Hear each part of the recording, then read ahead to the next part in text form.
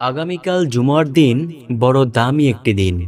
এই জুমার দিনে যদি কোনো ব্যক্তি সকাল থেকে সন্ধ্যা পর্যন্ত এই 5টি ইস্তিগফার বেশি বেশি পরিমাণে পাঠ করতে পারে, আল্লাহ সুবহানাহু ওয়া তাআলা তার মনের সকল আশাগুলো পূর্ণ করে দেবেন এবং তার জীবনের সব গুনাহগুলো ক্ষমা করে দেবেন। তাই প্রিয় দর্শক, যে ব্যক্তি এই 2টি পুরস্কার আল্লাহ তাআলার পক্ষ থেকে পেতে চায়, সে যেন আজকের ভিডিওটি সম্পূর্ণ মনোযোগ সহকারে দেখে। আমার বিশ্বাস, যে ব্যক্তি আল্লাহ তাআলাকে ভালোবাসে, নবীজি সাল্লাল্লাহু আলাইহি ওয়াসাল্লামকে অনেক মহাব্বত করে, সে আজকের ভিডিওটি সম্পূর্ণ মনোযোগ সহকারে দেখবে এবং এই 5টি ইস্তিগফারকে সে সুন্দরভাবে শিখবে। পরবর্তীতে নিয়মিত এই ইস্তিগফারগুলো অবশ্যই বেশি বেশি পরিমাণে পাঠ করবে ইনশাআল্লাহ। তো প্রিয় দর্শক, আজকের ভিডিওতে মূলত 2টি পার্ট সম্পর্কে আলোচনা করব। প্রথম পার্টে আলোচনা করব জুমার দিনের গুরুত্ব ও ফজিলত সম্পর্কে এবং একজন গুনাহগার ব্যক্তির ঘটনা সম্পর্কে। দ্বিতীয় পার্টে আলোচনা করব কোন সেই 5টি ইস্তিগফার সেই সম্পর্কে। তো প্রিয় দর্শক, এমন একজন গুনাহগার ব্যক্তির ঘটনা সম্পর্কে আপনাদেরকে জানাইব, যে ঘটনা আপনারা শুনলে আপনাদের চোখের পানিগুলো ধরে রাখতে পারবেন না। তো দ্বিতীয়ত ইনশাআল্লাহ জানাইব কোন সেই 5টি ইস্তিগফার। তো চলুন সর্বপ্রথমে আলোচনা করা যাক জুমার দিনের গুরুত্ব সম্পর্কে। নবীজি সাল্লাল্লাহু আলাইহি ওয়াসাল্লাম বলেন, জুমার দিনটা হলো গরিবের জন্য হজের একটি দিন। সুবহানাল্লাহ। এছাড়াও নবীজি সাল্লাল্লাহু আলাইহি ওয়াসাল্লাম আরো বলেছেন, জুমার দিনটা হলো ঈদের দিন। সুবহানাল্লাহ, আল্লাহু আকবার। তাই যদি আপনি জুমার দিনে বেশি বেশি পরিমাণে আমল করতে পারেন, ইনশাআল্লাহু তাআলা আল্লাহ রাব্বুল আলামিন আপনাকে অনেক অনেক অনেক সওয়াব দান করবেন ইনশাআল্লাহ।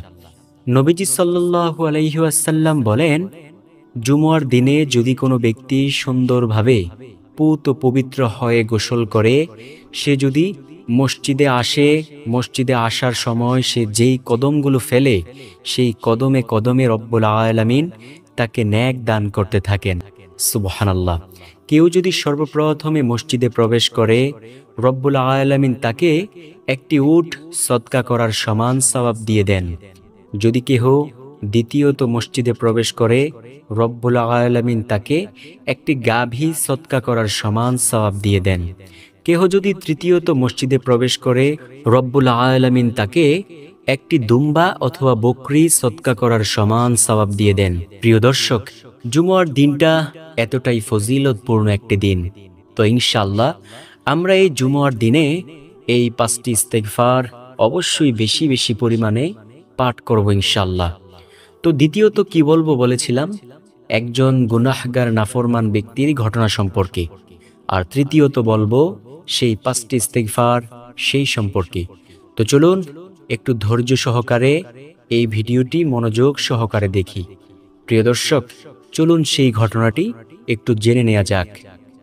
নবীজি সাল্লাল্লাহু আলাইহি ওয়াসাল্লাম বলেন, হযরত আবু সাঈদ খুদরি রাদিয়াল্লাহু তাআলা আনহু এই হাদিসের ঘটনাটি বলেছেন। নবীজি সাল্লাল্লাহু আলাইহি ওয়াসাল্লাম বলেন, ও আমার সাহাবে কেরাম, আমি এখন তোমাদের সামনে একটি ঘটনা তোমাদের সামনে শেয়ার করব। তো শোনো কি সেই ঘটনাটি। নবীজি বলেন, বনী ইসরাইল গোত্রের মধ্যে একজন অনেক বড় পাপী ব্যক্তি ছিল। ওই পাপী ব্যক্তি ইতিপূর্বে 99 জন মানুষকে হত্যা করেছে। ওই 99 জন মানুষকে হত্যা করার পর তার মনের মধ্যে একটু ভয় আসলো, হায় রে, এই জীবনে কত মানুষের আমি জীবনটা নিয়ে নিলাম, আর আমি এই গুনাহের কাজ করব না, আমি পরিপূর্ণভাবে ভালো মানুষ হয়ে যেতে চাই। তখন সে ভালো মানুষ হওয়ার জন্য একজন ভালো মানুষ খুঁজতে লাগলো। কারণ সৎসঙ্গে স্বর্গবাস, অসৎসঙ্গে আমরা সবাই জানি যে সর্বনাশ। ভালো মানুষের সাথে থাকলে মন্দ মানুষটাও ভালো হয়ে যায়, মন্দ মানুষের সাথে থাকলে ভালো মানুষটাও মন্দ হয়ে যায়। তো সেই ব্যক্তি একজন ভালো মানুষ খুঁজতে লাগলো ভালো হওয়ার জন্য। সমাজের মানুষ বলল, যুবক, অমুক এলাকায় যাও, সেই এলাকায় গিয়ে একজন খ্রিস্টান পাদ্রীকে তুমি পাইবে। ওই খ্রিস্টান পাদ্রীর নিকট যাইয়া সুন্দরভাবে তুমি এই খ্রিস্টান এই ধর্মাবলম্বীর উপর আমল করতে থাকো। ওই খ্রিস্টান পাদ্রীর নিকট যখন গেল ওই যুবক জিজ্ঞেস করল, ইতিপূর্বে আমি ৯৯ জন মানুষকে হত্যা করেছি, আমি অনেক বড় পাপী, আমি যদি তাওবা করি আমাকে কি সৃষ্টিকর্তা ক্ষমা করবেন? ওই খ্রিস্টান পাদ্রী বলল, না, তোমাকে ক্ষমা করবেন না, তুমি আমার সামনে থেকে দূর হয়ে যাও। ইতিপূর্বে তুমি ৯৯ জন মানুষকে হত্যা করেছ, তুমি তো অনেক বড় পাপী, তুমি এইখান থেকে দূর হয়ে যাও। তখন সেই ব্যক্তি বলল, যদি সৃষ্টিকর্তা আমাকে ক্ষমা নাই করেন তাহলে আপনাকে রাইখাও আমার কোনো লাভ নেই, আমি আপনাকেও হত্যা করে ফেলব। তখন সেই যুবক ওই খ্রিস্টান পাদ্রীকে হত্যা করে ১০০ জনে পূর্ণ করল। কিছুদিন পর আবার তার মনের মধ্যে ভয় আসলো, হায় রে, ৯৯ জন মানুষকে হত্যা করার পর আবার আমার মনে ভয় এসেছিল যে আর আমি এই কাজ করব না। তারপরেও আবার এই ভুলক্রমে আরো একজন মানুষকে হত্যা করে ১০০ জনে পূর্ণ করে ফেলেছি। না, এই জীবন আমার এইভাবে কাটাইতে দেওয়া হবে না, আমি তাওবার মতো তাওবা করতে চাই। সমাজের মানুষ বলল, যুবক, অমুক এলাকায় তুমি যাও, সেই স্থানে যাইয়া দেখবে নবী মূসা আলাইহিস সালামের অনুসারী কিছু আল্লাহ তাআলার বান্দাবান্দি রয়েছে, তাদের কাছে গিয়ে তুমি আল্লাহর কাছে তাওবার মতো তাওবা করো, আল্লাহ অবশ্যই তোমার জীবনের সব গুনাহগুলো ক্ষমা করে দিবেন। ওই যুবক তাওবা করার উদ্দেশ্যে সেই স্থানে যাওয়ার জন্য রওনা দিল। পথিমধ্যে আল্লাহ তাআলার হুকুম হলো, ও আজরাইল, আমার এই বান্দার রূহটাকে কবজ করে ফেলো। আজরাইল আলাইহিস সালাম আল্লাহ তাআলার হুকুমে সাথে সাথে সেই রূহটাকে কবজ করে ফেললেন। আজরাইল আলাইহিস সালাম রূহ কবজ করার পর সেই দেহটা সেইখানে পড়ে রইল। আমরা সবাই জানি যে প্রতিটা মানুষ মৃত্যুবরণ করার পর দুই পক্ষের ফেরেশতা আসে, জান্নাতের ফেরেশতারাও আসে, জাহান্নামের ফেরেশতারাও আসে। জান্নাতের ফেরেশতারা আসে রূহটাকে জান্নাতে নেওয়ার জন্য, জাহান্নামের ফেরেশতারাও আসে রূহটাকে জাহান্নামে নেওয়ার জন্য। তো ওই ব্যক্তির বেলায়ও ঠিক এমনই হলো, জান্নাতের ফেরেশতারাও আসলো, জাহান্নামের ফেরেশতারাও আসলো। জান্নাতের ফেরেশতারা আয়েশা বলা বলি করতে লাগলো, সে তো তাওবা করার উদ্দেশ্যে রওনা দিচ্ছিল, তাই আমরা তাকে জান্নাতে নিয়ে যেতে চাই। জাহান্নামের ফেরেশতারা এসে বলা বলি করতে লাগলো, সে তো এখনো তাওবা করে নাই, তাই আমরা তাকে জাহান্নামে নিয়ে যেতে চাই। এই বলে ফেরেশতারা ঝগড়া করতে লাগলো। দয়াময় রব্বুল আলামিন জিব্রাইল আলাইহিস সালামকে ডেকে ডেকে বললেন, জিব্রাইল, তুমি যাও, ওই ফেরেশতাদের ঝগড়া তুমি মিটমাট করে দাও। শোনো, তুমি গিয়ে একটি মাপ দিবে, যদি দেখো তার মৃত্যুর স্থান থেকে তার বাড়ির স্থান কাছে, তাওবা করার স্থানটা দূরে, তাহলে তাকে জাহান্নামের ফেরেশতাদের কাছে দিয়ে দিও। আর যদি দেখো তার মৃত্যুর স্থান থেকে তাওবা করার স্থানটা কাছে, বাড়ির স্থান দূরে, তাহলে তাকে এই জান্নাতের ফেরেশতাদের কাছে দিয়ে দিও। সুবহানাল্লাহ। নবীজি সাল্লাল্লাহু আলাইহি ওয়াসাল্লাম বলেন, তখন জিবরাইল আলাইহিস সালাম এসে একটা মাপ দিলেন, মেপে দেখলেন তার মৃত্যুর স্থান থেকে তাওবা করার স্থানটা কাছে আর বাড়ির স্থান অনেক দূরে। তখন জিবরাইল আলাইহিস সালাম তাকে জান্নাতের ফেরেশতাদের কাছে দিয়ে দিলেন। সুবহানাল্লাহ, আল্লাহু আকবার। নবীজি সাল্লাল্লাহু আলাইহি ওয়াসাল্লাম বলেন, ও আমার সাহাবে কেরাম, তোমরা শোনো, ওই ব্যক্তির মৃত্যুর স্থান থেকে বাড়ির স্থানই কাছে ছিল এবং তাওবা করার স্থানটা দূরে ছিল। রব্বুল আলামিন যেহেতু বান্দাবান্দিকে অনেক বেশি ভালোবাসেন, আল্লাহ তো বলেই দিয়েছেন, কেউ যদি তাওবা করার উদ্দেশ্যে আমি মহান মালিকের দিকে এক হাত অগ্রসর হয়, আমি মহান মালিকের রহমত তাকে ধরার জন্য 2 হাত অগ্রসর হয়। কেহ যদি হাঁটতে হাঁটতে আমি মহান মালিকের রহমতের ছায়াতলে আসতে চায়, আমি মহান মালিকের রহমত তাকে দৌড়ে স্বাগতম জানাই। সুবহানাল্লাহ, আল্লাহু আকবার। আল্লাহ রাব্বুল আলামিন মায়া করে ভালোবেসে ওই মৃত্যুর স্থানটাকে দূরে করে দিয়েছেন বাড়ি থেকে, তাওবা করার স্থানটাকে কাছে করে দিয়েছেন। সুবহানাল্লাহ। প্রিয় দর্শক, কত সুন্দর একটি ঘটনা, তাই না? তো যুগে যুগে এমনই ভাবে বহু বড় বড় পাপীকে আল্লাহ ক্ষমা করেছেন, আমাদেরকে কেন ক্ষমা করবেন না? আমরা কি আখির নবীর উম্মত না? আমরা কিন্তু অনেক দামি নবীর উম্মত। আমাদের নবী হলো আখিরি নবী। আমাদের নবী এমন একজন নবী, যেই নবী অন্যান্য নবীদেরও নবী। সুবহানাল্লাহ, আল্লাহু আকবার। এমনকি এই কুল কায়নাতের সবার নবী আমার নবী মুহাম্মাদুর রাসূলুল্লাহ সাল্লাল্লাহু আলাইহি ওয়াসাল্লাম। সাহাবে কেরাম রাদিয়াল্লাহু তাআলা আলাইহিম আজমাইন বলেন, আমরা নবীজি সাল্লাল্লাহু আলাইহি ওয়াসাল্লামের সাথে যখন পথ চলতাম, তখন আমরা রাস্তার বিভিন্ন পার্শ্ব থেকে সালামের আওয়াজ পাইতাম। তো আমরা নবীকে জিজ্ঞেস করতাম, ও নবী, কোনো লোক জনবল কাউকেই দেখতে পাচ্ছি না, কিন্তু এই যে সালামের আওয়াজ কিভাবে আসে? নবীজি সাল্লাল্লাহু আলাইহি ওয়াসাল্লাম বলেন, ও আমার সাহাবীরা শোনো, আমি শুধু তোমাদেরই নবী না, আমি সমস্ত সৃষ্টিকুলের নবী। ও আমার সাহাবীরা শোনো, তোমরা এই যে আমার সাথে পথ চলতেছ, এই গাছগুলো নত হইয়া আমি নবীকে সর্বদা সালাম জানাই। সুবহানাল্লাহ, আল্লাহু আকবার। তো প্রিয় দর্শক, এইভাবে নবীজি সাল্লাল্লাহু আলাইহি ওয়াসাল্লামকে এই রাস্তার দুই পাশের গাছগুলো সালাম জানাইতো। তাই নবীজি বলেন, আমি শুধু মানুষের নবী না, আমি সমস্ত সৃষ্টিকুলেরই নবী। আল্লাহু আকবার। তো এমন মায়ার নবী সাল্লাল্লাহু আলাইহি ওয়াসাল্লাম বলেছেন, ও আমার উম্মতেরা, তোমরা বেশি বেশি পরিমাণে তাওবা ইস্তিগফার করিও, আল্লাহ তোমাদের সব বিপদ আপদ সব কিছু দূর করে দেবেন ইনশাআল্লাহ। তো এক নম্বরে যে ইস্তিগফারের কথা বলবো, সেই ইস্তিগফারটি হলো আস্তাগফিরুল্লাহ রব্বি মিন কুল্লি যামবি ওয়া আতুবু ইলাইহি লা হাওলা ওয়ালা কুওয়াতা ইল্লা বিল্লাহ। নবীজি সাল্লাল্লাহু আলাইহি ওয়াসাল্লাম বলেন, ও আমার উম্মতেরা শোনো, তোমরা বেশি বেশি পরিমাণে ইস্তিগফারের আমল করিও।